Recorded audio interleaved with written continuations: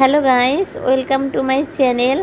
আজকে আমি তোমাদের জন্য আরও একটা রেসিপি নিয়ে আসছি। রেসিপিটা হলো কচুরমুখী। দেখো, চিংড়ি মাছ দিয়ে রান্না করব।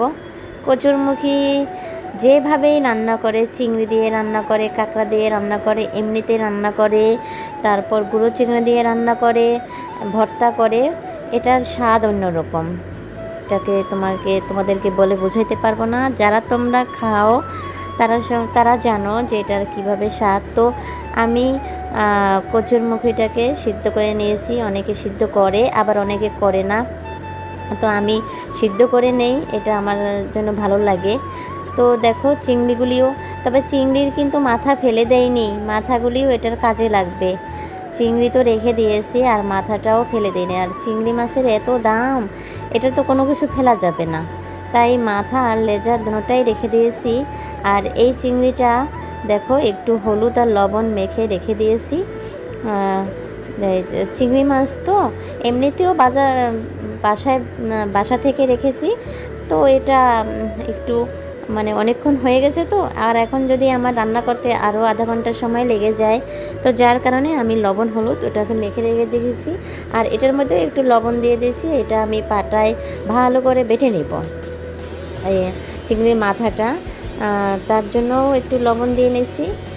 এটাকে একটু মাখামাখি করে লবণটা নিয়ে এখন এটাকে আমি পাটায় বাটবো। তো দেখো, পাটায় আমি এটাকে বাটছি। মিহি করে তো বাটা হয় না, কারণ খোসাটা না থেকে যায়। তো তারপরও যতটা মিহি করা যায় সেটা করার চেষ্টা করছি। তারপর এটা একটা বাটিতে উঠিয়ে আমি খানিকটা জল দিয়ে ভিজিয়ে রাখছি। এটাকে জলের আকৃতি করে রাখবো, কারণ ছোবাটা রয়ে গেছে, সম্পূর্ণটা মিহি করতে পারি নাই, তাই। তো এদিকে চুলাটাও জ্বালিয়ে দিয়েছি। এখন কড়াইয়ে তেল বসাই দিব। দেখো, তো আমি এর জন্য এটাকে আর আলাদাভাবে বাগার দিব না, একসাথেই রান্না করে ফেলবো। তাই এটার মধ্যে গোটা জিরে আর শুকনো লঙ্কা আর তেজপাতা দিয়ে দিছি। এটাকে একটু ভাজা ভাজা করে নেব। ভাজা ভাজা করার পরে দেখো এটার মধ্যে তেল দিয়ে দিচ্ছি। পরিমাণ মতো তেল দিয়ে দিবে, যে যতটুকু লাগবে, তবে না, এই ধরনের তরকারিতে বেশি তেল ইউজ করলে না ভালো হয় না। কম তেল দিলে ভালো হয় রান্নাটা, খেতে ভালো লাগে। বেশি তেল দিলেই যে খেতে ভালো লাগবে এমন না, কম তেলেও ভালো লাগে।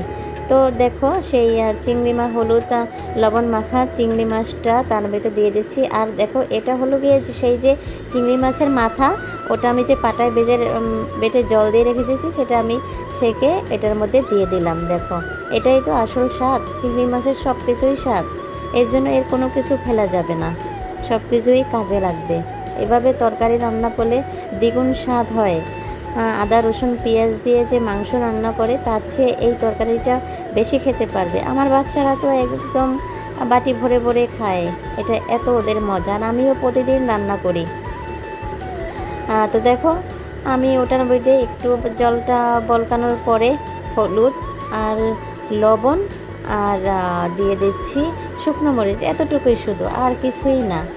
তো দেখো সেই সিদ্ধ করা কচুরমুখীগুলি দিয়ে দিলাম এর মধ্যে।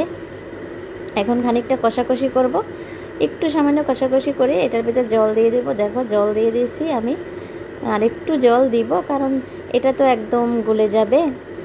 আর দু একটা কচুরমুখী একটু ভেঙে ভেঙে দিব, একটু রসাটা আঠালো জাতীয় হয়ে যাবে। এটা তো সবাই জানো। এটা এখন হয়ে গেছে আমার রান্নাটা। তো দিয়ে দিলাম জিরা, শুধু জিরা দিলেই হয়ে যাবে। এটার স্বাদ যে কি, এটা খেতে যে এত মজা লাগে। তো দেখো আমার রান্নাটা হয়ে গেছে, এখনই নামিয়ে নেব। আর দেখো কত সুন্দর কালার হয়েছে, এখনই আমি এটাকে নামিয়ে নেব। দেখো, নামানোর পরে কত সুন্দর দেখা যায়। তো ভিডিওটি ভালো লাগলে এটা লাইক করে দিও।